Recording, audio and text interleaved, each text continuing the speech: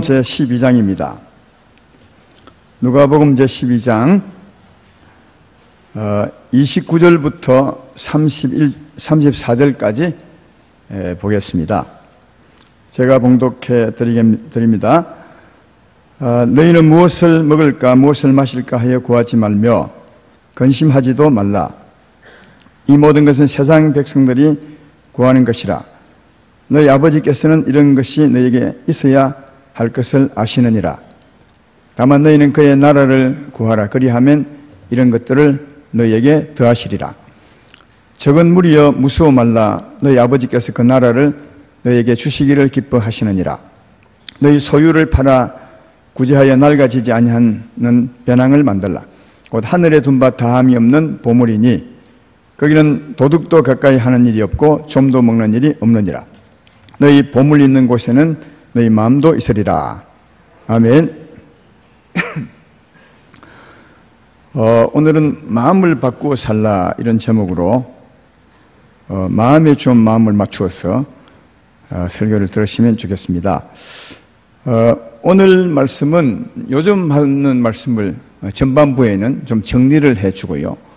그러니까 처음에 들으면 지난주에 한 말씀 아닌가 이렇게 생각할 수 있을 만큼 정리하고 그리고 후반부에는 오늘 말씀을 통해서 지금까지 하지 못했던 말씀을 좀 하려고 합니다. 그러므로 처음에 다 들은 것 또 듣는다 이런 마음보다는 뒤에 들을 말씀을 위해서 좀 잘 들으시면 좋겠다는 생각이 듭니다. 우리는 예수님을 믿는 사람입니다. 하나님 아버지의 이름도 예수시고 또 그 아들을 보내셨는데 그 아들의 이름도 예수시고 또 성령의 이름도 예수십니다. 그러니까 우리가 믿는 삼위일체 하나님의 이름이 예수입니다. 예수를 믿는다면 그 예수 이름에 걸맞게 살아야 된다고 요즘 계속 들어왔습니다.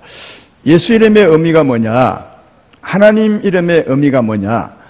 다시 말해 하나님이 하시는 일이 뭐냐 하는 것은 저희 백성을 저희 죄에서 구원하는 겁니다. 우리들을 우리의 죄에서 구원하는 일입니다. 예수 이름의 의미가 그것입니다. 그래서 예수 이름에 걸맞게 산다는 말은 죄 사함을 받는 겁니다. 그리고 죄 짓지 않는 삶을 사는 겁니다. 그리고 죄에서 구원받는 삶을 사는 것이다 하는 겁니다. 쉽게 말하면 예수 믿는 우리들에게는 죄에서 구원받는 삶을 살아가는 겁니다. 그러면 이 삶을 어떻게 사는 것인가? 오늘 본문에서 간단하게 말해주고 있습니다. 염려하지 않는 겁니다. 입을 것, 먹을 것, 마실 것 염려하며 세상 사람처럼 살아가지 않는 거다. 왜 입을 것, 먹을 것, 마실 것 염려하십니까? 마음의 탐심 때문에, 욕심 때문에 그렇습니다. 욕심을 가지고 이 세상 것을 위해서 무엇을 먹을까, 무엇을 마실까, 무엇을 입을까, 사업이 잘 될까, 안 될까, 어찌하면 어떻게 하지, 이런 마음으로, 탐심으로 그렇게 살지 말고 어떻게 살아야 되느냐? 31절에 말하듯이 다만 오직 너희는 그의 나라를 구하라. 그리하면 이런 것들을 더하시리라. 오직 그 나라를 구하여 살아가야 된다. 그 나라와 의를 구하여 살아가는 것입니다. 여기 나라는 하나님의 통치를 말합니다. 그래서 성령의 오심을 구해야 되고 성령의 통치를 구하며 살아야 되는 것이다. 이것이 예수 이름에 걸맞게 사는 것이다 하는 것입니다. 하나님께서 그 이름같이 예수 이름같이 우리를 죄에서 구원하려고 어떤 일을 하셨느냐? 크게 두 가지를 하셨습니다. 이미 말씀드린 바 있습니다. 어떻게 크게 두 가지를 하셨나? 먼저는 그 아들을 사람이 되게 해서 보내셨습니다. 다르게 말하면 하나님 자신이 사람이 되어 이 세상에 오신 겁니다. 왜 오셨습니까? 우리 죄를 대신 짊어지고 십자가에 죽으시기 위한 겁니다. 우리의 죄를 짊어지고 우리 저주를 대신 짊어지고 우리의 죽음을 대신하기 위해서, 다시 말해 우리의 죄값을 치르기 위해서 하나님이 사람 되어 오셨습니다. 하나님이 사람 되어 오지 아니하면 우리의 죄값을 치르지 못하느냐? 못합니다. 왜냐하면 사람의 죄는 사람이 질 수 있는 것이지 영인 하나님은 고통을 받을 수도 없고 죽을 수도 없습니다. 죄값을 치룰 수가 없습니다. 또 천사의 모양으로 와서 우리의 죄값을 치를 수 있느냐? 못 치릅니다. 천사는 때려도 아프지도 않을 수 있고 또 죽어도 고통을 느끼지 않을 수 있습니다. 우리 인생의 죄값을 치르려면 사람과 똑같이 되어서 사람이 느끼는 고통과 저주를 다 받으셔야 우리 사람을 죄에서 구원할 수 있습니다. 그래서 하나님이 자기 백성을 죄에서 구원하기 위해서 첫 번째 한 일이 사람 되어 오셔서 여러분과 나의 죄 짐을 대신 짊어지고 죽으신 겁니다. 그래서 우리는 예수를 믿을 때 회개하고 그 십자가를 믿을 때 죄 사함을 받게 되는데, 죄 사함을 받는 것으로 끝나는 것이 아니라 그런 자에게 성령을 보내주십니다. 성령도 예수 이름으로 오신 겁니다. 그 말은 성령이 오신 것은 우리를 죄에서 구원하려고 오셨다는 사실을 충분히 알 수 있죠. 왜? 그 이름이 예수님이시니까요. 십자가를 믿는 자, 죄 사함 받은 자에게 성령을 보내시죠. 예수 이름을 가진 성령이 오신 겁니다. 그러면 성령은 그 이름처럼 어떻게 하시는가? 우리 안에서 그것도 지난번에 배우셨습니다. 에스겔 36장 25절 27절에 잘 나와 있습니다. 세 단계로요. 한번 제가 읽어보겠습니다. 맑은 물을 너희에게 뿌려서 너희로 정결하게 하되 곧 너희 모든 더러운 것에서와 모두 우상 숭배에서 너희를 정결하게 할 것이며, 두 번째, 또 새 영을 너희 속에 두고 새 마음을 너희에게 주되 너희 육신에서 굳은 마음을 제거하고 부드러운 마음을 줄 것이며, 세 번째, 또 내 영을 너희 속에 두어 너희로 내 율례를 행하게 하리니 너희가 내 규례를 지켜 행할지라. 이게 성령이 오셔서 하시는 세 가지 큰 일입니다. 맨 먼저는 우리 심령을 깨끗하게 씻는 겁니다. 그동안 얼마나 많은 죄를 지었습니까? 마음부터 죄는 출발하죠. 마음과 생각을 반드시 통과합니다. 그래서 수많은 죄때가 마음에, 우리 생각에 묻어 있습니다. 이것을 먼저는 지우셔야 됩니다. 그래서 성령이 오신 것은 모든 죄, 악한 죄, 하나님보다 세상을 좋아한 우상 숭배죄, 그걸 깨끗하게 씻어내시고 깨끗한 그 심령에 또 성령을 주는 겁니다. 성령, 새 영을 주어 새 마음을 주되 육신의 굳은 마음을 제거하고, 여기 육신의 굳은 마음은 죄를 짓는 근원이죠.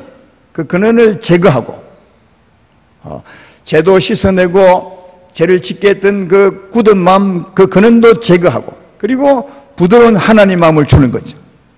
하나님의 사랑과 하나님의 온유함과 하나님 평안과 하나님의 거룩함과 하나님의 지혜를 주는 거죠. 우리 마음이. 이게 성령의 두 번째는.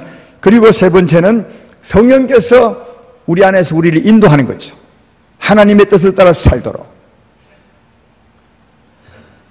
그러므로 죄사함 받은 자에게 오신 성령이 하시는 일은 뭐냐? 우리를 하여금 죄를 짓지 않을 수 있도록 하신 거다. 죄를 짓지 않을 수 있도록 그렇게 오신 것이다 하는 겁니다. 이 성령의 도움을 받으면, 이 성령의 통치를 받으면 충분히 죄를 짓지 않을 수 있습니다. 물론 가끔씩 죄를 지을 수 있지만, 여러분, 우리 인생은 인생이기 때문에, 아직도 육체를 입고 이 세상에 살기 때문에, 천국 가지 않았기 때문에 아무리 성령의 은혜를 받아도 죄를 지을 수 있습니다. 그렇지만 성령의 은혜를 받으면 죄 짓지 않을 수도 있다는 거예요. 왜? 성령이 하시는 일이 이겁니다. 우리 심령을 깨끗하게 씻으시고 죄 근원을 제거하고 하나님 마음을 주시며, 그리고 우리를 인도하시니까, 하나님 뜻대로 살도록 인도하시니까, 이 성령의 주장을 받으면 충분히 죄를 짓지 않을 수 있다는 거예요. 이 말은 죄를 짓지 않아야 된다는 말이 아닙니다. 죄를 지을 수 있습니다. 그러나 회개하고 돌아오면 다시 돌아와 다시 성령의 은혜를 받으면 죄를 짓지 않을 수 있다는 겁니다. 이게 그 나라와 의를 구하여 사는 겁니다. 이게 성령의 통치를 받아 사는 겁니다. 그럼 성령의 통치를 받으면 우리의 죄의 마음이 사라지게 되고 하나님 마음을 가지게 되고, 그 하나님 마음을 따라 하나님의 뜻을 따라 살게 하는 이가 성령의 통치니까, 하나님 마음, 한마디로 말하면 사랑이죠.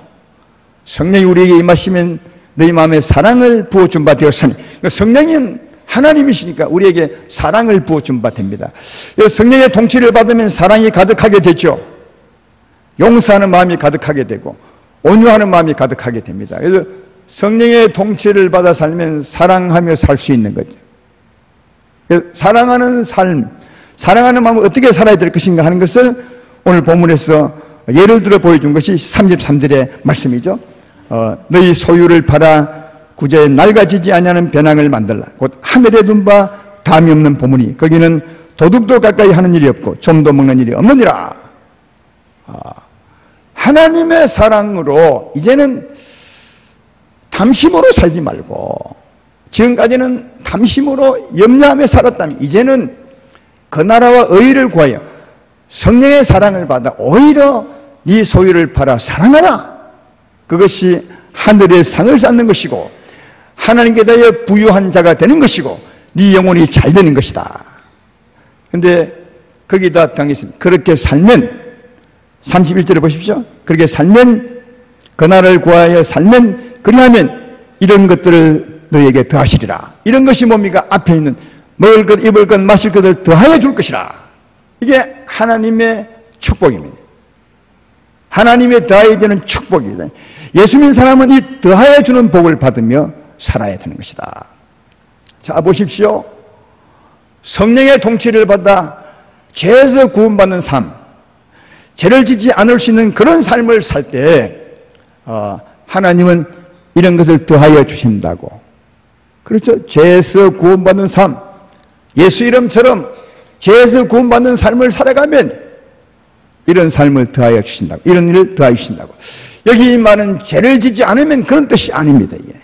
여러분, 죄를 짓지 않는 것은 누구나 짓지 않을 수 있습니다. 예수 안 믿는 사람도 가만히 있으면 죄를 안 짓는 겁니다. 예수 믿는 사람도 얼마든지 죄를 안 지을 수 있습니다. 여기 죄를 안 지으면 이런 것을 더해 주시라, 이런 말이 아니에요. 성령의 통치를 받아 죄에서 구원받는 삶을 살면, 이 말입니다. 성령의 통치를 받아 사는 것과 통치를 받지 않고 사는 것은 전혀 다른 겁니다. 조금 전에 말했지만 죄를 지지 않는 것은 누구나 안 지을 수 있습니다. 잠자면서 죄를 짓나요? 그러나 그렇다고 죄를 짓지 않을 수 있는 삶을 사는 것은 아닙니다. 죄를 짓지 않는 삶을 사는 것은 오직 성령의 통치를 받아야 살 수 있는 겁니다. 근데 성령의 통치를 받아 살아야 되는 것은 그건 생명의 삶이니까, 하나님의 사랑의 삶이니까 우리 심령이 새로워지게 되고 힘을 얻게 되고 하늘의 부요를 쌓는 삶이 되기 때문에 하나님은 그 삶에 관심이 있는 거예요. 죄를 짓지 않는 데 관심이 있는 것이 아니라 죄를 짓지 않을 수 있는 삶에 관심이, 다시 말해 성령의 통치를 받고 사는 데 관심이 있는 거다. 그 삶이 생명의 삶이기 때문에 그런 것이다. 그렇게 살아가면 하나님이 우리를 구원하는 그 삶에 합당하게 살아가면 하나님이 이게 축복할 것이다. 입을 것, 먹을 것, 마실 것을 더하여 줄 것이다. 다시 말해 네 삶을 박수 쳐줄 것이다. 이렇게 말씀합니다. 그 나라와 그 일을 구하여 하나님의 통치를 받고 살아가므로 이 세상에서도 잘 먹고 잘 되고 잘 사는 여러분 되기를 주의 이름으로 축원합니다. 영혼도 구원받고 하나님의 나라의 부유한 자가 되고 그리고 하나님의 기쁨이 되고 우리 이 땅의 삶도 축복받는 이런 삶을 사시기를 주의 이름으로 축원합니다. 여기까지는 지금까지 한 겁니다. 정리를 제가 한 거죠. 여기까지 하려 했으면 오늘 설교 안 했을 겁니다. 요 뒤에를 하기 위해서 제가 오늘 설교를 했는데 뒤에 내용도 그렇게 길지는 않습니다. 오늘 새롭게 하게 된 전에 말씀을 또다시 하는 것처럼 반복하는 것처럼 또다시 하게 된 이유가 지금부터입니다. 이렇게 사는 사람이 다시 말해 하나님의 통치를 받아 산다고 해도 자기 소유를 팔아 사랑하는 사람이 얼마나 될까? 많을까? 오늘 본문 예수님 말씀에는 별로 많지 않다 그래요. 32절에 보면 적은 무리여 무서워 말라. 여기 적은 무리는 그렇게 사는 사람이 적지 않다는 거예요. 소유를 팔아 사랑하며 하늘의 상을 쌓는 삶을 사는 자가 많지 않다는 거예요. 그러나 적은 무리의 용기를 내라. 네가 복 있는 사람이다. 이렇게 말씀을 하고 있는 겁니다. 그래서 저는 목사니까 지난주에 이 설교를 하고 집에 가서 고민을 많이 했어요. 과연 소유를 팔아서 이렇게 사는 것이 진짜 복이 있는 사람인데 성령은 적은 무리여 얼마 되지 않는다 하고 그러면 우리 성도님들이 어떻게 해야 되냐 고민이 되었어요. 진짜 목사로서요. 이게 적다면 진짜 고민이다. 그렇게 한정 고민하고 있는데 딱 떠오르는, 마치 하나님이 말씀하시는 것처럼, 정말 말씀하는, 그래서 설교하게 되는 것처럼 하고 있는데, 떠오르는 말씀이 뭐냐면, 아니다, 굉장히 많이 한다는 거예요. 아름다운 교회 굉장히 많이 한다는 거예요. 그래서 지금 이 설교 합니다. 그러면서 생각나게 하는 거는 쫙 내가 생각나게 이겁니다. 뭐냐? 우리가 지금 주일마다 헌금합니다. 헌금 종류도 엄청 많더라고요. 감사 헌금, 봉사 헌금은 없나요? 성교 헌금, 구제 헌금, 건축 헌금, 절기 헌금 엄청 많아요. 11조. 근데 그것을 세상 사람들이 할 수 있느냐? 전혀 못합니다. 세상 사람은 꿈도 못 꾸고, 만약 세상 사람들에게 헌금하라 하면 아마 헌금하라 한 사람을 가만 안 둘 것 같아요. 그러니까 여러분, 우리가 매주 헌금하지만 이것은 세상과 진짜 다른 거다. 거룩하게 구별된 것임을 알 수 있어요. 세상이 할 수 없는 겁니다. 이게 우리 소유 아닙니까? 11조도 마찬가지죠. 11조는 한 푼, 두 푼이 아니잖아요. 돈을 많이 버는 사람들은 몇백만 원 하는 분이 계신데, 이게 여러분 쉽나요? 물론 우리 소유가 다 하나님 것입니다. 나도 하나님 것이요, 내 영혼도 하나님 것이요, 육체도 필요가 없고 사신이 하나님 것이요, 내 소유도 하나님 것입니다. 믿으면 아멘 합시다. 그건 내가 가지고 있는 겁니다. 그런 의미에서 오늘 이 소유를 팔아 하는 말은 그런 뜻입니다. 하나님 것이지만 내가 가지고 있는 소유를 말하는 겁니다. 11조 몇만 원 내기는 쉽지만 몇십만 원 내기는 힘들고 몇백만 원은 정말 힘듭니다. 그런데도 그렇게 하는 분이 많습니다. 여러분 다 하고 있습니다. 내 소유를 팔아 하는 겁니다. 저는 이 말씀을 이렇게 넓게 보지 못했던 이유가 이런 것 같아요. 소유를 팔아 사랑하라. 팔아 이것 때문에 팔아. 그럼 누가 우리 성도님 중에 팔아서 하는 사람이 있냐? 가지 있는 것은 하지만 팔아서 하는 분은 없지 않냐? 여기에 매여서 이런 분이 많지 않다고 생각하는 아닙니다. 꼭 팔아야 내 소유를 드리는 것입니까? 아닙니다. 내게 있는 것을 드리는 것 자체가 이미 내 것을 팔아 드리는 것임을 알 수 있습니다. 하나님은 그것을 정말 인정하는 것 같습니다. 세상이 할 수 없는 거룩한 헌금을 우리는 우리의 소유를 팔아 하고 있더라. 하나님도 인정하시는 것을 볼 수 있습니다. 그것뿐입니까? 우리 이웃이 힘들 때, 요즘 어려운 이웃이 참 많은데, 그때 누가 뭘 하지 않아도 정말 머뭇거리지 않고 이웃을 사랑하는, 구제 헌금을 내는, 이웃을 도우는 그런 손길을 볼 때마다, 야, 맞다, 정말 소유를 팔아서 사랑하고 있구나, 이런 것을 새삼 깨달았습니다. 그리고 선교 여행을 간다면 또 거기에 다 동참하죠. 이번에 여름 행사를 보낼 때 스폰서를 얼마나 많이 했습니까? 몽골 선교 갈 때도 그렇고요. 이건 다 여러분의 소유를 팔아서 이웃을 사랑한 것입니다. 굉장히 거룩하고 귀한 것입니다. 하나님은 정말 그렇게 나를 깨우치듯이 그런 것이 소유를 팔아하는 것이 아니냐 이렇게 말하듯이, 내가 직접 음성은 들은 건 아니지만 너무 강한 그런 마음이 들어서 오늘 설교하는 것입니다. 그러니까 우리가 하나님의 소유를 팔아서 이웃을 사랑하고 있다는 사실을 알 수가 있는 것입니다. 그것뿐이겠습니까? 우리의 소유가 꼭 물질만 우리의 소유입니까? 여러분의 시간도 여러분의 소유입니다. 아닙니까? 우리의 시간도 내가 가진 소유 아닙니까? 이 시간을 들여서 주께 헌신함도 소유를 팔아 사랑하는 것임을 알 수 있습니다. 어제 이번 주 금요일 날은 보통 기도회 하고 난 뒤에 교구위원들이 모여서 마지막 청소를 쫙 하고 토요일 날은 쉬고 주일 날은 올 때가 참 많은데, 이번 주 금요일 날은 청소를 하지 않고 다 불 끄고 가시고 없더라고요. 그래서 이번 주에는 금요일 날 청소를 하지 않나 했는데 보니까 토요일 날 몇 분이 오셨어요. 금요일 날 왜 안 하셨습니까? 금요일 날 너무 사람이 적어가지고 못했대요. 토요일 날도 많이 왔느냐? 토요일 날은 별로 안 왔어요. 그러니까. 근데 이 넓은 교회당을 하포교구대요. 하포 몇 분이 하는데 땀을 팔 흘리면서 하시더라고요. 좀 마음에 조금만 더 많이 왔으면 참 좋겠다. 이런 생각을 하면서 제가 권사님에게 물어봤어요. 권사님 힘드시죠? 힘을 내세요. 목사님 힘 안 됩니다. 거짓말 하는 거 아닙니까? 이 넓은 바닥에 권사님하고 몇 분이 얼마나 힘들겠어요? 힘 안 됩니다. 제가 볼 때는 진짜 얼굴이 피었어요. 힘 안 드신 것 같아요. 그럴 때 생각나는 게, 그때가 야, 그래, 맞아. 우리의 소유는 단지 물질만 소유가 아니라, 우리 가진 시간도 우리의 소유구나. 이것을 내어서 교회당을 쓸고, 이웃을 돌보는 것도 이 소유를 팔아 사랑하는 것이구나.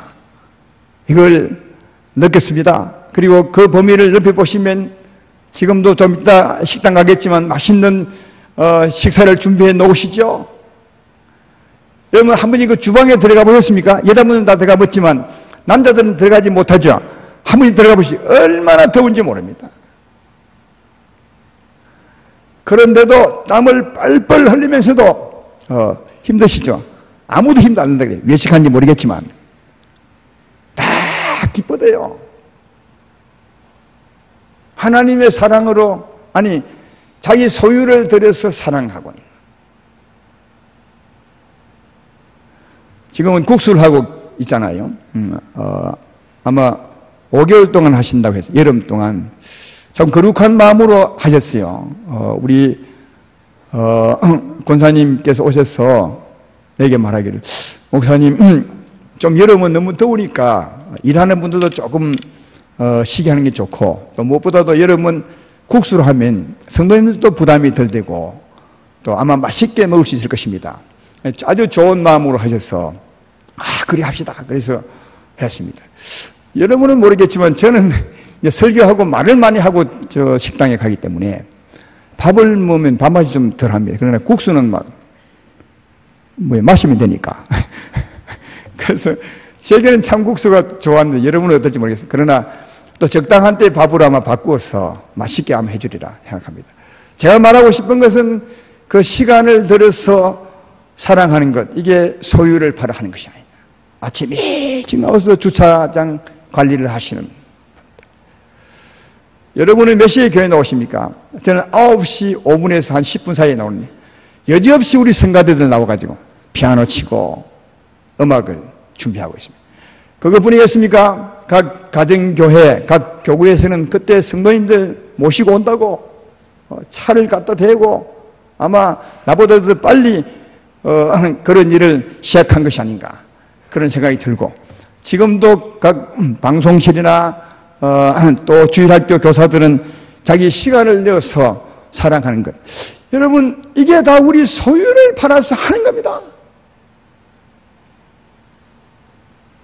세상에서 이런 봉사 절대로 할 수 없습니다. 조금 봉사해도 다 그 대가를 다 바랍니다. 대가를 덜 주면 가만히 있지 않습니다. 그러나 우리 교회에서 자기 소유를 팔아 할 때 어떤 누가 대가를 바라십니까? 오히려 감사함으로 하는 것을 볼 때, 그래, 맞아, 이것이 내가 깨닫지 못했지만, 그러나 하나님 은혜로 깨닫게 된 것이지만, 이것이 소유를 팔아 살아가는 것이고 하늘의 상을 쌓아가는 것이다. 사임산지를 한 번 더 읽어보십시오. 너희 소유를 팔아 구제하여 낡아지지 않는 배낭을 만들라. 곧 하늘에 둔 바 다함이 없는 보물이니 그는 도둑도 가까이 하는 일이 없고 좀도 먹는 일이 없느니라. 그렇게 살았던 삶은 그대로 하나님 나라의 영광으로 나중에 여러분에게 돌려지게 될 줄로 믿습니다. 이게 진짜 의미 있는 삶이라고. 영혼이 잘 되는 것이며 범사가 잘 되는 것이며, 또 아까 말했던 것처럼 그리 살아갈 때 하나님이 입을 것, 먹을 것, 마실 것도 더하여 줄 것이라고 이렇게 말씀합니다. 이 삶이 손해가 아니라 진짜 복 있는 삶을 기억하시고 소유를 팔아 아름답게 살아가시는 여러분 되기를 주의 이름으로 축원합니다. 근데 꼭 한 가지는 정리하고 살아가야 돼요. 이렇게 살아가는 삶에 있어서 합당한 마음도 가져야 한다. 이렇게 사는 삶에 합당한 마음도 가져야 더 온전하게 되는 것입니다. 이게 더 중요한 것 같습니다. 그래서 오늘 설교 제목이 마음을 바꾸어 살자, 그렇게 정한 것입니다. 여러분, 이것은 우리 삶의 목표에 관한 말씀인데 한번 물어보겠습니다. 이렇게 소유를 팔아 열심히 다 살고 있습니다. 앞으로도 살아야 될 것입니다. 이를 살 때 그렇게 사는 목적이 뭐냐고요. 그렇게 사는 목적이 뭐냐? 아마 두 가지로 나눠지겠죠. 하나의 목적은 내가 이렇게 소유를 팔아 열심히 봉사하고 소유를 팔아 헌금하고 소유를 팔아 11조하면 하나님이 내 자식도 잘되게 할 것이고 내 삶도 잘되게 할 것이고 내 범사도 잘되게 할 것이고, 다시 말하면 이 세상 삶을 하나님이 축복할 것이다. 이것이 목적이냐? 아니면 하나님께 은혜를 받았으므로 하나님의 사랑을 따라 사랑하는 것이 목적이냐? 여러분의 이 세상 살 때의 삶의 축복을 위한 것이냐, 이웃 사랑을 위한 것이냐, 다시 말해 탐심이냐 사랑이냐는 거예요. 이렇게 사는 진짜 목적이 뭐냐? 탐심이냐? 이 세상을 위한 것이냐? 아니면 하나님의 사랑이냐? 이건 여러분이 충분히 결론 낼 수 있죠. 하나님의 사랑으로 살아야 합니다. 하나님의 사랑으로 살아야 합니다. 이게 그 나라와 의의 통치를 받아 사는 삶입니다. 하나님의 통치는 사랑입니다. 성령으로 너희 마음에 사랑을 부음받아 되었으니 성령의 통치를 받으면 하나님의 사랑의 통치를 받는 것인가, 탐심으로 살 것이 아니라 사랑으로 살아야 이 삶에 맞는 것입니다. 그런데 조금 전에 말했던 사랑은 하나님께로부터 주어지는 겁니다. 그래서 하나님의 통치를 받아야 합니다. 그래서 예수님이 말씀한 겁니다. 그 나라와 의를 구하여 살라, 하나님의 통치를 받아 살라, 성령의 통치를 받아 살라, 성령의 사랑을 받아서 살라. 이 말은 그렇게 살되 하나님의 사랑으로 살아라. 사랑하는 여러분, 우리의 삶이 뭐랄까요? 굉장히 작은 차이가 엄청난 차이를 만드는 것 같아. 우리 소유를 팔아서 헌금도 하고 열심히 봉사를 칩시다. 근데 그 마음 중심에 이 살면 하나님이 이 땅에 내 집과 내 자녀를 축복할 거야, 이렇게 사는 것과 내가 은혜를 크게 받았으므로 하나님의 사랑을 따라 내 소유를 들여 사랑합니다, 이렇게 사는 것과 모양은 똑같습니다. 사랑하는 겁니다. 헌금도 하고 똑같이 봉사하는 건데, 그러나 차이는 마음입니다. 이 마음의 차이에 따라서 한 사람은 탐욕을 쌓아가고 있는 겁니다. 영혼을 상하게 하는 겁니다. 하늘나라의 가난한 자가 되는 것입니다. 하나님이 기뻐하지 않습니다. 한 사람은 하나님이 기뻐합니다. 영혼이 잘 됩니다. 하늘의 부여를 쌓아가고 있는 것입니다. 하나님의 축복을 더하여 받습니다. 제 말 이해되십니까? 엄청난 차이가, 조금 차이인데, 그러므로 이렇게 사는 삶에 합당하게 마음도 하나님의 사랑으로 살아가시기를 주의 이름으로 축원합니다. 그렇게 사는 것은 하나님의 통치를 받는 겁니다. 성령의 통치를 받아 살아갈 때 그렇게 살아갈 수 있다는 사실을 알 수 있습니다. 마지막으로 여러분에게 묻고 싶은 것은, 이렇게 성령의 통치를 받아서 정말 내가 하나님의 사랑으로 살아가리라, 이렇게 살면 그 전에 꼭 정리해야 될 게 하나 있습니다.